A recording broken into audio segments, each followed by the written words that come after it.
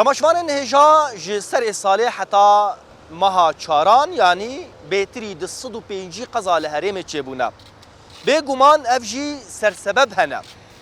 Jê gelekin fêmê ye bê qoşan dajon, bê şehade dajon, him jî sirete ew lezbûne ji bo rêgirtina li ber qezayan got him asta wan kêm bibe, niha trafîka giştî dest bi pêkanîna hin biryaran kiriye.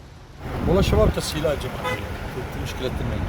Yani niha ji bo fêmê ew tiştana ew zîn û ew tiştana. هذا قانون ونظام يا خليه مش ما جاز. يعني وقتها قانون سرقش كان ماشي من عزنا. مظبوط ولا لا؟ وقتها قانون سرقش كان ماشي كذا عزنا يعني فيمي قانون هر دولة ده ممنوع فيمي ما زي شو ما في بيدي. صح ولا لا؟ Niha jî ji bo ku em bizanibin ev biryar çawa pêk tên rêveberiya trafîkê ya bajarê Hesekê Mereya hûn bi xêr hatine? Sağ be serçavê me. Na sedem çi bû ku hûn dest bi vê bendên kontrolê wedaniye û dest bi hin pêkanîna hin biryaran dikin em dizanin fêmê ye mesela bê şihade ye hûn dikarin derheqê wî çi me re bêjin?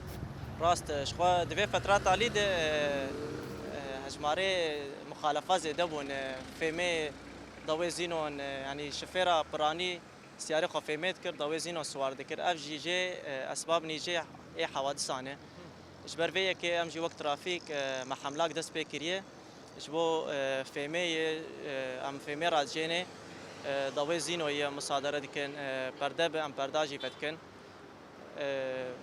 yani Dawî de hûn dixwazin ji ajokaran re bêjin çi ji bo re were alîkar bin. هێبیا me şofêra giştî re heye ku teqeyîdê bi qewanîn û teعلیماتê trafîkê bikin ji bo selameta wan û selameta millet bi giştî ye. Belê gelek spas serkeftin ji bo wan. Sağ be spas. Belê bînerên hêja ev rêveberiya trafîkê ya bajarê Hesekê ye dibêje wan ev pêngav daye destpêkirin da ku rê li ber qezayan bigire ku ji serê salê heta meha çaran bêtirî di 105 qeza çêbûne di encamê de zêdetirî 15 kes jana xwe ji dest dane.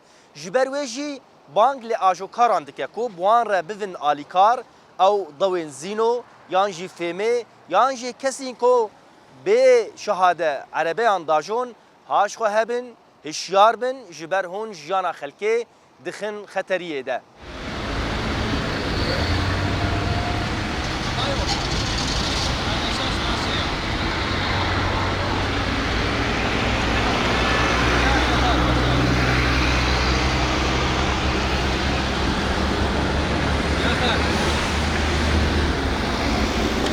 والله مستعد بحالي